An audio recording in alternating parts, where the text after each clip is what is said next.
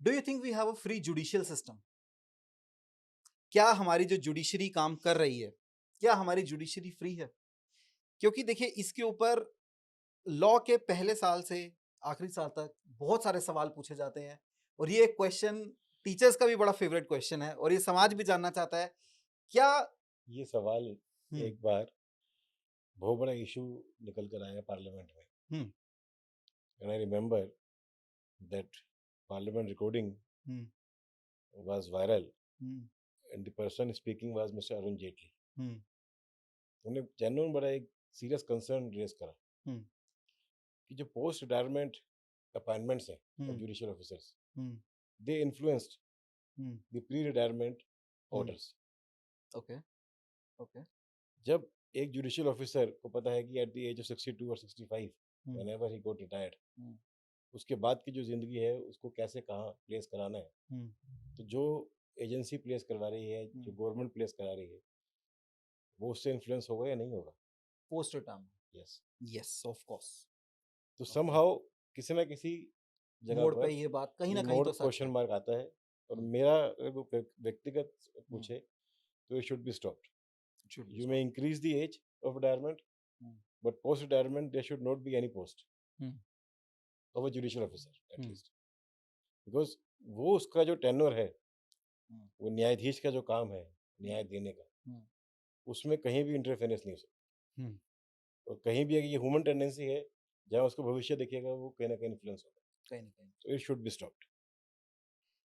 Wonderful. Sir एक ना बहुत ही एक इम्पॉर्टेंट क्वेश्चन है, जैसे कि सर आप पॉलिटिकल एनालिस्ट हैं, तो ये क्वेश्चन सर मैं बहुत डर के पूछ रहा हूं पर मैं पूछूंगा जरूर ये कुछ सवाल आपसे। सर ये ना माना जाता है जो भी एक पॉलिटिकल पार्टी पावर में होती है वो अपने टेन्योर के अंदर उन जजेस की रिक्रूटमेंट करवाती है ताकि जब वो पावर से बाहर हों, जब उनको ऑपोजिशन में बैठने का मौका मिले, वो सारे फैसले अपने हिसाब से चलवाएं। क्या सर पॉलिटिकल पार्टीज का इतना जो ये क्वेश्चन आपसे पूछा गया है ये वैलिड है, हो सकता है? सर ये वैलिड क्या है, ये तो ऑलरेडी रिटन में है, आपके संविधान के अंदर ही है। सुप्रीम कोर्ट के जितने भी जजेस आते हैं दे आर उनके जो एनरोलमेंट अलॉटमेंट जो होता है वो थ्रू दी प्रेसिडेंट हाउस होता है, and president is also controlled by the prime minister of the India. तो इसीलिए ही अभी आपने देखा हो कि जैसे विपक्ष आया है तो कई सारी जजमेंट्स ऐसी हैं जो अब सरकार के खिलाफ भी आनी शुरू हो गई हैं। सरकार को लताड़ा भी जा रहा है कई चीज। तो क्या ये कहा जा सकता है कि अभी जो पार्टी पावर में है उनके जजेस रिटायर होने लग गए हैं और वो जजेस ऊपर आने लग गए हैं जो ऑपोजिशन में बैठे हैं, जिनकी रिक्रूटमेंट उस टाइम पे हुई है? इस वक्त भी वही हैं। हम्म, पहले की जो जजेस थे जो उनका माइंडसेट था हम्म, वो एक ना शेर है सर कि है बंद सोच की गुलामियां हर तरफ, हम्म, आजाद भारत मुबारक हो। हम्म, तो ये वाह। विपक्ष के आने से थोड़ा चीजें बेहतर हुई हैं। हम्म, और जो जजेस पहले एक कलम चलाते हुए घबराते थे, हम्म, अब वो घबराहट दूर है। हम्म। बहुत बढ़िया, बहुत बढ़िया।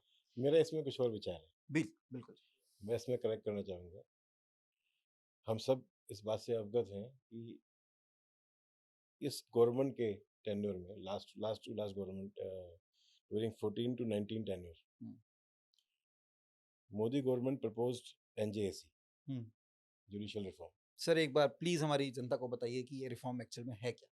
उस रिफॉर्म में ये जरूर था कि गवर्नमेंट का हाथ होगा अपॉइंटमेंट में, प्रमोशन में, एलिवेशन में, हम्म, but as far as the law in time is concerned, hmm, it is only the जजेस हु आर मेकिंग द जजेस।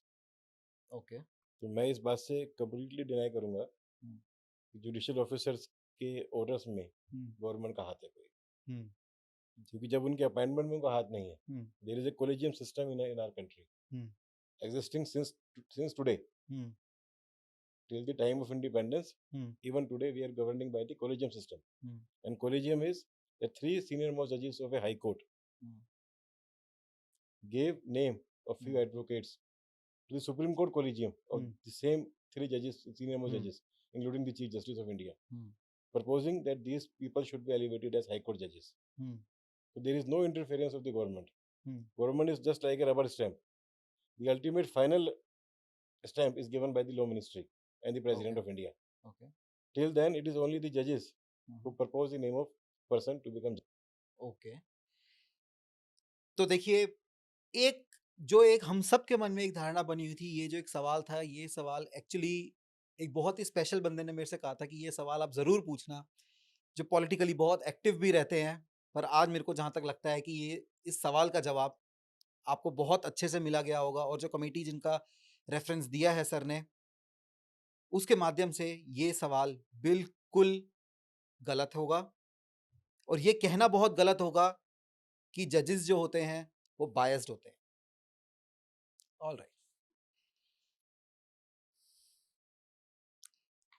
सर, एक सवाल है अमन जी। देखिए, आपकी पर्सनैलिटी भी एक दबंग है, तो एक दबंग सवाल है आपके लिए। और एक दबंग एक्टर ने एक ये सवाल किया था, तारीख पे तारीख, तारीख पे तारीख, कब तक रहेगी ये तारीख। सनी देओल जी ने ये डायलॉग, बहुत फेमस डायलॉग रहा। पर सर, इस डायलॉग के पीछे का जो एक दर्द है ना, वो एक वही इंसान समझ सकता है जिसका केस ऑलरेडी कोर्ट में चल रहा है, पर उसको इंसाफ नहीं मिल रहा। सर, इतना इतना डिले क्यों हो रहा है हमारे जुडिशियल सिस्टम के अंदर? क्यों हम जवाब नहीं दे पाते हैं? सी सर, अगर आप मुझसे इस सवाल का जवाब चाहते हैं, मैं आपको बिल्कुल एक शॉर्टकट में बता दूं। सी, पीपल थिंक्स कि यार ये वकील मेरा काम नहीं कर रहा, ये जज बिका हुआ है, ये ऐसे है, पुलिस मिली हुई है, इसलिए। ऐसा कुछ नहीं है। Everyone has his personal difficulties, personal life, and आप एक बार, you all have the internet, एक बार गूगल करके देखो। My father, when I was a kid, and now I'm in this profession, same profession, my dad was telling the bhaiya should be aware of it, that 20 years back, hmm, in whole Delhi district, there was 2 family courts. Hmm, Now, today I'm practicing in district courts. I, in personal, knows that in Karkaduma there are 8 courts, family courts. Hmm, It means in one district court there are 8 family courts. See, it is not that it is getting delayed. It is that the judges are of limited amount, but the cases are increasing day by day, not on once. एक दिन में एक मुकदमा नहीं होता। मैं society को ये बता दूं कि एक दिन में एक मुकदमा नहीं होता, एक दिन में एक थाने में 100 मुकदमे आते हैं। उस 100 मुकदमे में से 50 की एफआईआर होती है। 50 मुकदमे जो नहीं होते उनकी 156(3) फाइल होती है कि मेरे केस में एफआईआर नहीं हुई। Judicial system can only work limited. अगर आप ये चाहते हैं कि एक इंसान, आपने उसे जज बना दिया कि वो सुबह 10 बजे बैठे और वो रात को 10 बजे सिर्फ मुकदमे ही सुनता रहे, तो सर देखिए, सॉरी टू से, एक बहुत अच्छे साइकेट्रिस्ट डॉक्टर है मेरे, doctor Deepak Sharma, he is in IHBAS. वो कहते हैं कि 9 घंटे से ज्यादा ड्यूटी करने से दिमागी रूप से संतुलन खराब हो जाता है। And this is a line frame given by the court also, कि भैया हम एक दिन में कितने मैटर्स देखे। तो there is no delay in justice. See, delay है, but I will come on the very first point you asked me, justice है, जुडिशियल सिस्टम इज देयर। अगर लॉ एनफोर्समेंट ठीक है, आपको एट द एंड जस्टिस मिलेगा। Sir, मैं इस बात से काफी हद तक अग्री करता हूं कि जस्टिस मिलेगा। सर, क्वेश्चन मेरा ये है कि जब मेरे घर के अंदर 2 मेंबर्स थे, ठीक है, तो 4 रोटी बनती थी। आज मेरे घर के अंदर 10 मेंबर हैं, फिर भी मैं 4 ही रोटी बनाऊंगा। आज मेरे घर के अंदर 20 मेंबर्स हैं, क्या मैं फिर भी अपनी 4 ही रोटी बनाऊंगा? मेरे को सर जहां तक लगता है, जहां तक मैं समझ पा रहा हूं, और जहां तक ये समाज इसके बारे में बात करता है, कि सर जजेस की रिक्रूटमेंट और नहीं होनी चाहिए। सर, 140 करोड़ की जनसंख्या है हमारी। बिल्कुल वरुण जी, मैं यही बात कहना चाह रहा था। हाँ जी। 125 करोड़ लोगों की जनता है हमारे देश के अंदर, और मात्र 16,000 जजेस हैं, जो जजमेंट्स डिलीवर कर रहे हैं। हम्म, और मोर ओवर जो जजमेंट्स डिलीवर करनी है वो क्वांटिटी इज नॉट मायने नहीं रखती हम्म, कि क्वांटिटी ऑफ जजमेंट्स आप कह रहे थे, तो क्वालिटी ऑफ जजमेंट्स बहुत पैरामाउंट थिंग है। हम्म, अब जो जजमेंट जो पास हो रही है उसके अंदर इस बात को इंश्योर करना बहुत जरूरी है कि किसी व्यक्ति जिस आदमी ने गलत करा है वो भी जेल जाए, और जिस आदमी ने जो गलत नहीं है वो जेल ना चला जाए। हम्म, तो उसको मद्देनजर रखते हुए इन चीज़ों को रिक्रूटमेंट होना चाहिए। मोर ओवर अगर आपको याद हो तो एक वाक्य हुआ था जब चीफ जस्टिस टी.एस. ठाकुर थे, हम्म, तो वो कॉन्फ्रेंस के अंदर उनके आंखों में आंसू आ गए थे इस बात को लेके कि कितना काम करेंगे। हम्म, एक कोई भी व्यक्ति, एक जजेस भी तो इंसान ही है, हम्म, उनकी भी तो एक क्षमता ही है ना काम करने के साथ। हम्म, अब एक व्यक्ति के पास अगर 80 केसेस लगे हुए हैं एक दिन के अंदर, हम्म, तो वो जजमेंट जो पास होती है सर, वो कोई एक पेज की जजमेंट पास नहीं होती। Hmm, everything has to be meticulously be seen hmm, कि वो एविडेंस के तहत क्या चीज चल रही है, एविडेंस के तहत है कि नहीं है, उसके अंदर क्या एडमिसिबल है, कि उस कहाँ गलतियां हो रखी हैं और क्या एक्सेप्शंस हैं। Everything has to be foreseen before passing a judgment. क्योंकि अगर एक जजमेंट पास हो जाती है ना सर, अगर वो डिस्ट्रिक्ट कोर्ट हो तो चलो वो हाई कोर्ट जाके उसको ठीक कराया जा सकता है, अपील हो जाती है। अपील में आप जा सकते हो, अपील फाइल कर सकते हो। लेकिन अगर हाई कोर्ट या सुप्रीम कोर्ट की कलम से कोई ऑर्डर गलत पास हो जाएगा तो कम से कम 25 साल लग जाएंगे उस कलम को मिटने के अंदर, हम्म, क्योंकि वो कहीं ना कहीं चलता रहेगा नीचे धीरे धीरे धीरे धीरे, अनलेस कि वो सुप्रीम कोर्ट सुमोटो कॉग्निजेंस ले ले उस चीज का, या वो हायर कोर्ट उसको करेक्ट करे, कोई डबल बेंच में मामला चला जाए। जब मामला आएगा जब भी तो कोर्ट सुनाएगी, कोर्ट की नजर में आएगा जब वो सुमोटो कॉग्निजेंस लिया जाएगा। हम्म, तो जजेस की रिक्रूटमेंट करने की बहुत आवश्यकता है।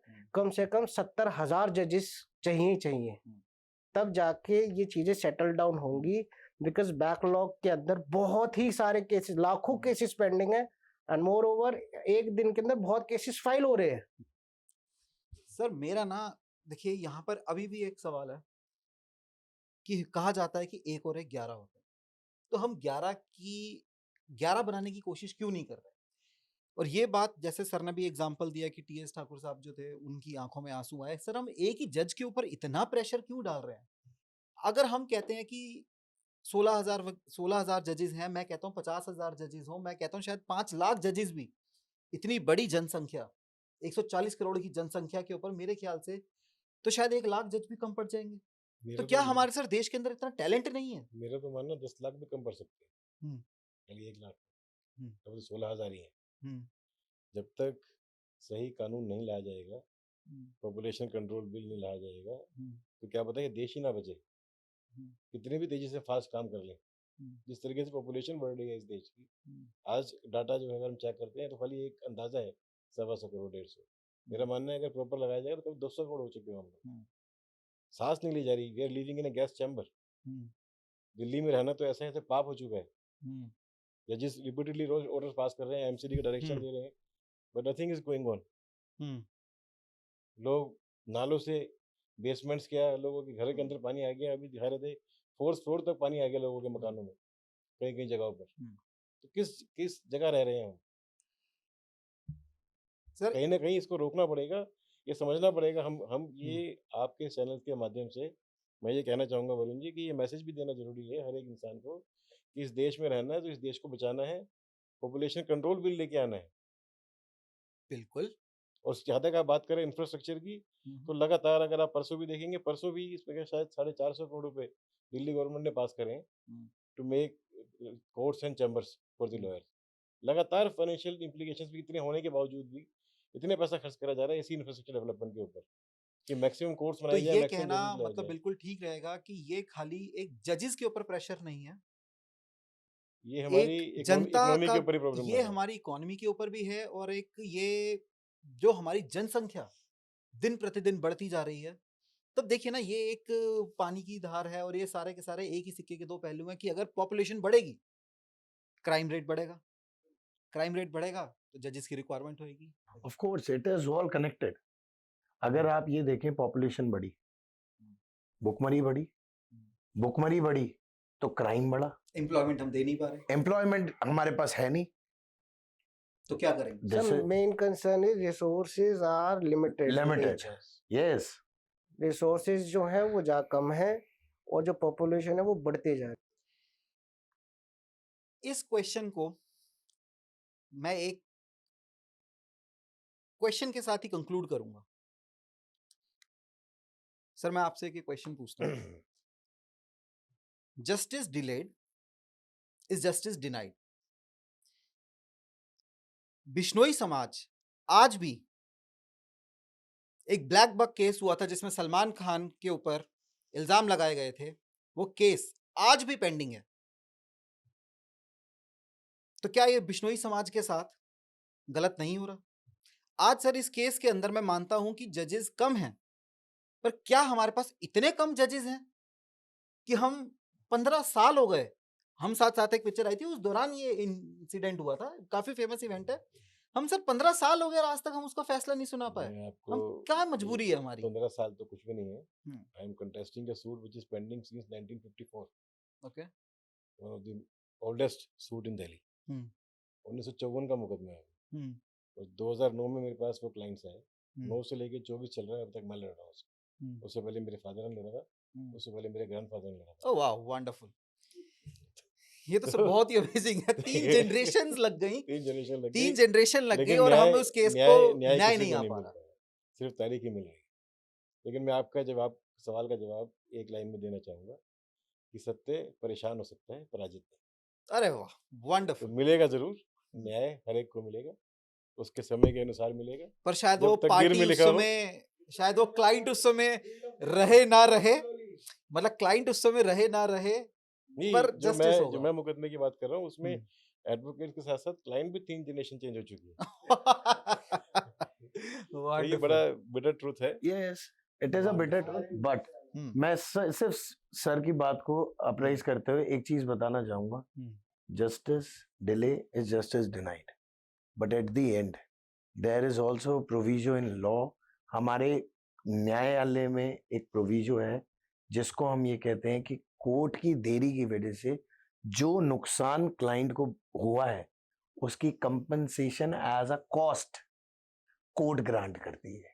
कोर्ट ग्रांट करती है। यस, once you file a suit for recovery of 50 lakhs, 50 lakh का आपने मुकदमा फाइल करा, कोई 50 लाख रुपए लेके भाग गया आपके, आपने 50 लाख रुपए पे कोर्ट फीस भरी, कोर्ट फीस भर के मुकदमा चला, 20 साल बाद फैसला आया जी 50 लाख देने हैं, तो 50 लाख नहीं देने, वो ब्याज के साथ ब्याज के साथ देने हैं, कोर्ट फीस भी वापस लो और कॉस्ट भी लगाओ उस पे कि उसने तुम्हें 20 साल परेशान करा, और वकील की फीस भी लो, वकील की फीस भी लो। So it is always, it is delay, but never injustice. It is मतलब always justice. 100% ठीक कोई भी चीज नहीं हो सकती। No, it cannot be. ये कहा जा सकता Yes. है ना?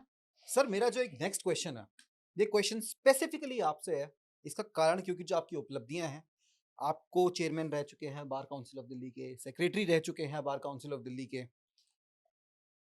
तो सर एक ये सवाल है कि हमने कई जगह पर, बहुत जगहों पर हमने ये देखा है, आसान किश्तों में 1 साल में LLB करी है, तो सर क्या आपको नहीं लगता कि इससे हमारी वकालत का लेवल जो है वो गिरता जा रहा है? बिल्कुल। और इस बात को सपोर्ट करने के लिए मैं सर एक जजमेंट देता हूं, हमारे जस्टिस हैं SK कौल साहब।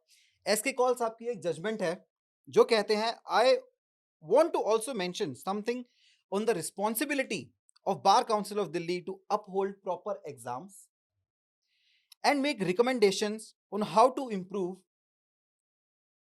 the system at the entry level. आपकी इस बात से मैं कंप्लीटली एग्री हूँ हम्म, कि जेन्युइनली कहीं ना कहीं बार काउंसिल की इसमें गलती है हम्म, और उनको अपनी रेस्पॉन्सिबिलिटी ढंग से निभा नहीं पा रही।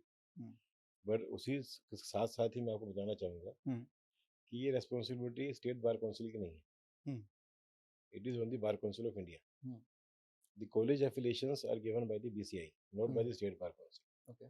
And even their renewal, their inspection Hmm. is in the hands of BCI only. Hmm. Repeatedly मैं काउंसिल में ये प्रस्ताव रख चुका हूँ Hmm. कि BCI को हमें परसुएट करना चाहिए कि ये जो 2-2 कमरे में कॉलेजेस खुले हुए हैं जहाँ डिग्री बिकती है जेन्युइनली, पढ़ाया नहीं जाता। और सर ये बहुत बार कहीं देखा जाता है कि जहाँ पे अटेंडेंस भी नहीं लगती। That's what I'm saying, कि जहाँ डिग्री बिकती है, पढ़ाई नहीं होती, क्लास नहीं होती। पिछले दिनों मुझे एक बच्चा करकटुमा कोर्ट में मिला तो उसने मुझे कहा सर कि soon I am going to be a lawyer, hmm, तो मुझे आपकी हेल्प चाहिए होगी फॉर द एनरोलमेंट। मैंने I asked her a simple question कि आप कहाँ से लॉ कर रहे हैं? She said CCS university, Chaudhary Charan Singh. Then I asked which college?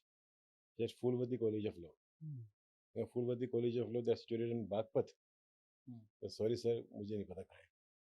ओ वाह, मतलब उनको यही नहीं पता कि मैंने लॉ कर ली, पर मैंने किस कॉलेज से कॉलेज लॉ से कर कर ली ली, और कहाँ से कर ली। कहाँ कॉलेज है, सिर्फ नाम पता है उस बच्चे, हम्म, क्योंकि वो कभी कॉलेज गया ही नहीं। हम्म, उस कॉलेज का एक सेंटर दिल्ली में हम्म, खुला हुआ है, हम्म, यहाँ एडमिशन हो जाता है, यहीं से ही एडमिट रोल नंबर मिल जाता है एग्जाम देने का। यूनिवर्सिटी में एग्जाम देने आता है बच्चा।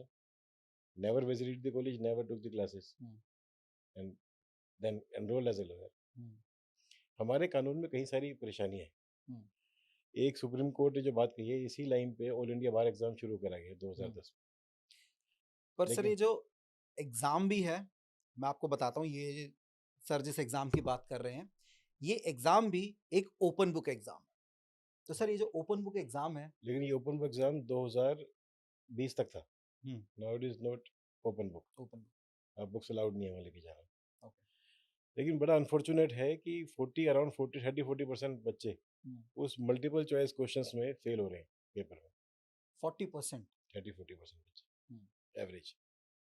सो दैट मीन्स कि डिग्री जो वो लेके आ रहे हैं, और without studying, without going to classes, without attending the college, सिर्फ डिग्री लेके आए जा रहे हैं। मेरा इसमें कहना कुछ और है, मेरा प्रस्ताव भी है बार काउंसिल ऑफ इंडिया को गया हुआ है, जहाँ मैंने ये कहा है कि this exam should be prerequisite to get sir enrolled. मैं ये एक रिक्वेस्ट करूंगा कि सर आप ये बात हमारे कैमरा में बार काउंसिल को स्ट्रेट अवे एक मैसेज कन्वे करें ये इस बात मंच से। बार काउंसिल ऑफ इंडिया के अंदर मैं रिपीटेडली कह चुका कि जो एग्ज़ाम हम लोगों ने रखा है ऑल इंडिया बार एग्ज़ाम, ये एनरोलमेंट से पहले होना चाहिए, ना कि बाद में।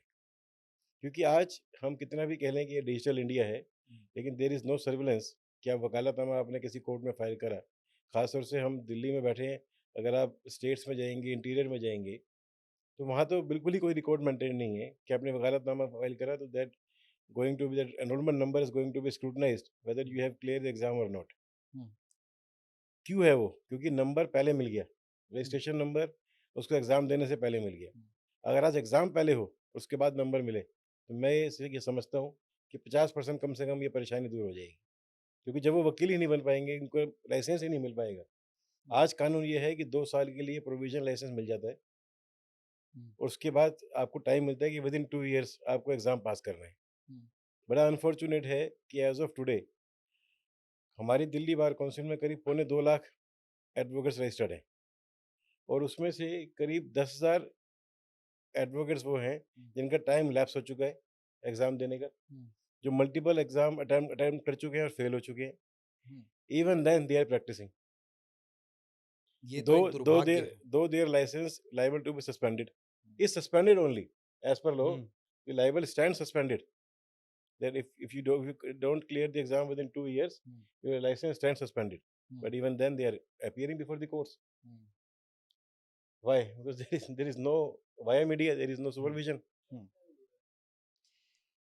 So that exam should be a prerequisite to get yourself enrolled. Yes, and in advance of this, see, yes, advocacy quality will increase. Right, and second thing is कि nowadays these kind of lawyers who are coming in the practice, no, जिनको कोई मतलब नहीं है वकालत से, सिर्फ हवाबाजी, जिनको बस वकील बनना है, स्टिकर लगाना है गाड़ी पे, और गाड़ी में हवाबाजी करनी है, जी वकील है, कोई पुलिस वाला रोकेगा नहीं। Basically they are taking this degree as a protection. वकील से सब डरते हैं इसलिए। No, वकील से सब डरते नहीं है, दिस इज ऑल्सो मिथ, इसको नहीं कह सकते आप। वकील जागरूक होता है अपने राइट्स के लिए, यस, उसे पता है कि कैसे एक्शन करवाना है, इस बात से डरते हैं सर। मैं एक बात आपके सामने बहुत स्ट्रांगली रखता हूँ, प्लीज आप इसको डिफेंड कीजिएगा। क्या आपको लगता है कि ये जो स्टिकर सिस्टम है, गाड़ियों के ऊपर जो स्टिकर लगता है, क्या इसके ऊपर रोक नहीं लगनी चाहिए या एक प्रॉपर इन्वेस्टिगेशन नहीं होनी चाहिए? मैं सर आपको बहुत स्ट्रांगली एक पॉइंट रखता हूं, अपनी आंखों देखी, प्रत्यक्ष को प्रमाण की जरूरत नहीं है। एक कमर्शियल व्हीकल के ऊपर जो सामान ढोता है एक व्हीकल, हमने उसके ऊपर तक एक हाँ, ऐसा एक हुआ था, डिस्ट्रिक्ट ये कोर्ट का न्यूज़ में भी स्टिकर, आया था एक एक बारी। डिस्ट्रिक्ट कोर्ट का स्टिकर लगा हुआ हमने देखा है। तो सर यहाँ से आप क्या कहेंगे कि ये इसके ऊपर कैसे रोक लगाई जा सकती है? सर इसके ऊपर रोक लगाने का तरीका, देखो स्टिकर होना पहली बात तो बहुत ज़रूरी है, वो भी बिकॉज़ एक तो हमें जब हम पार्किंग वगैरह में जाते हैं तो हमें बहुत समस्या आती है, क्योंकि सुबह भीड़ होती है, कोई भी और गाड़ी उसके अंदर ना घुस सके एडवोकेट्स के लिए, इसलिए अलग से पार्किंग बनाई जाती है। वहाँ पे एंट्री करने के लिए अगर कोई भी नॉर्मल लोग भी वहाँ पे गाड़ी लगा लेंगे अपनी, या एंट्री करेंगे वहाँ से वही उसी गेट से, तो रक्कस क्रिएट हो जाएगा वहाँ पे बहुत ज़्यादा। और अंदर आवाज़ लग रही होती है, सुबह इतना समय नहीं होता हम लोगों के पास। इवन दो आप सुबह किसी एडवोकेट को कॉल भी आता है, वो कॉल भी नहीं उठाते। कॉल जो होगी वो 12 साढ़े 12 1 बजे के बाद ही होगी, क्योंकि सुबह वहाँ आवाज़ लग रही होती है, क्लाइंट खड़ा हुआ होता है और अंदर पहुँचने में टाइम लगता है, इसलिए तो सर स्टिकर आप लगाया इस जाता बात है। को रोक कैसे लग सकती है? मेरे को देखो इसके लिए सर सवाल तो थोड़े है, इसको एडवोकेट्स, रोक कैसे है? जो स्टिकर है वो किसी अगर आम आदमी के पास पहुंच रहा है, किसी लेमैन के पास पहुंच रहा है, तो किसी एडवोकेट के द्वारा ही पहुंच रहा है, उस एरिंग एडवोकेट के खिलाफ एक्शन होना चाहिए, सर ये देखिए, पता करके कि वो मैं कैसे ये आया चीज उसके पास। समझता हूँ, कोई चीज, कोई भी चीज अगर बहुत इजीली अवेलेबल है तो वो सबके पास है। नहीं आपने it is not easily available, तो सर ऐसा मैंने नहीं अब है। काफी काफी हद तक हाँ, रोक लगा दी गई है। रोक लगा दी Moreover, गई है इसके एंड ऊपर high court has a lot taken of a FIRs also been yes registered for this. and high अगर आप court has देखेंगे taken a आज very आज good decision किसी भी making कोर्ट से these आपको स्टिकर लेना है हाँ, तो मैंडेटरी कर दिया गया कि that advocate has to place on record the RC of the vehicle. RC Okay. plus that enrollment enrollment card also, certificate card certificate everything. Sir मेरे को एक सवाल आपसे ये पूछना है कि जो यूथ है वो इतना फैसिनेटेड क्यों है इन स्टिकर्स को लेके? मतलब मेरे को एक ये स्टिकर तो चाहिए ही चाहिए, क्यों?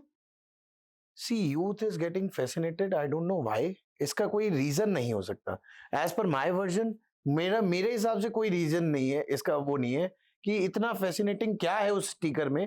सी दैट इज द रीजन मैं इसको इसीलिए मैं अपने सीनियर कुलीग को सपोर्ट कर रहा था that it has been improved, so much improved by the high court itself.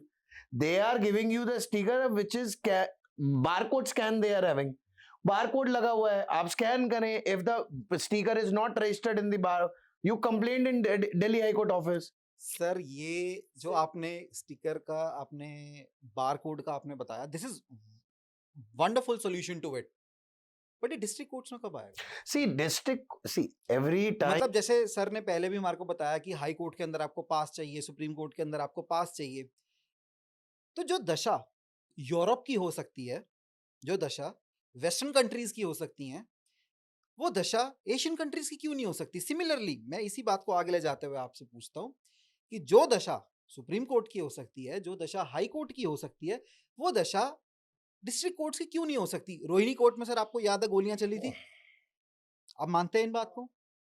और वो कैसे गोलियां, पिस्टल्स वो अंदर कैसे पहुंच जाती है? लॉयर्स का नकली स्टिकर लगा के। वरुण जी आपके सवाल का जवाब मैं देता हूँ। जी सर।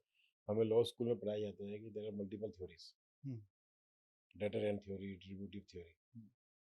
इंडिया की जो सोच और विचारधारा है वो रेट्रीब्यूटिव की तरह है। वो ये चाहता है कि मनुष्य सुधरे, इंसान में बदलाव आए, वो अपनी गलतियों पे ध्यान दे, वो डेटरेंट की तरफ नहीं है। We are not like this, you can say Islamic countries, छड़ धज से काटा जाएगा तभी इलाज होगा। हम कहते हैं आदमी को मौका दिया जाए सुधरने का। आज अगर वो डेटरेंट थ्योरी हमारे यहाँ लागू हो जाए, सब सुधर जाएंगे। मतलब लठ के जोर पे लठ के काम जोर हो, और सुधरेगा भी समाज तभी जब तब लठ के जोर पे लठ काम के- हो।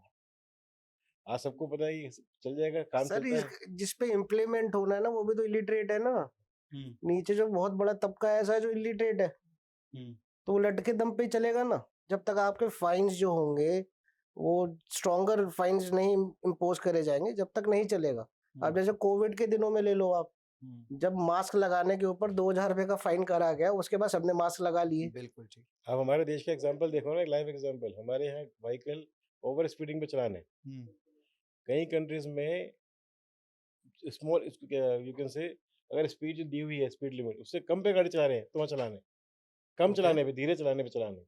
सर हमारे देश में तो लाइसेंस उसका भी बन गया जिसकी टांगे नहीं टांगे थी। नहीं है। This is a highlighted news in the newspapers. एक विकलांग का लाइसेंस बना दिया जाता है वो उसी के नाम बचपन से पे। उसकी टांगे खराब उसकी है। टांगी खराब है, पोलियो है। हम्म, एंड सेकंड थिंग इज कि सर आप एक बात सुनो वरुण जी, मैं आपको एक चीज बताऊं, हम्म, ये समाज अपनी ही सोच से हम्म, सुधर सकता है, हम्म, सबसे पहले अपनी जरूरी ही है कि सोच से सुधर पढ़ाई सकता है। लिखाई एजुकेशन सिस्टम को Yes. रिफॉर्म लेकर आ जाए दोबारा से। इस एजुकेशन सिस्टम को हाईली रिफॉर्म करना पड़ेगा, तब जाके आप अपने इंडिया की कंपैरिजन यूके यूएस से करें। बिकॉज इफ यू आप जाएंगे कहीं भी, नीचे जो सर ने बोला नीचे दबका जो है, उसे क्या पता क्या कानून क्या वो।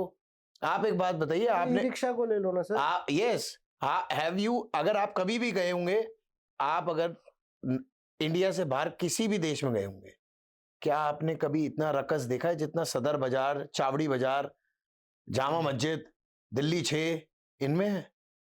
आप गाड़ी नहीं निकाल सकते, आपको आधा घंटा वेट करना पड़ेगा। उसका रीजन है कोई ट्रैफिक रूल्स नहीं है, किसी को समझ ही नहीं है। या अगर ये बात ऐसे भी कही जा सकती है कि या तो रूल्स नहीं है या जो रूल्स हैं वो इम्प्लीमेंट नहीं होते। इम्प्लीमेंट That नहीं is है। Education implement. सिस्टम की भी बहुत बड़ी कमी जो है। मैंने पहले कहा, एनफोर्समेंट एजेंसीज अपना काम प्रॉपर नहीं कर रही।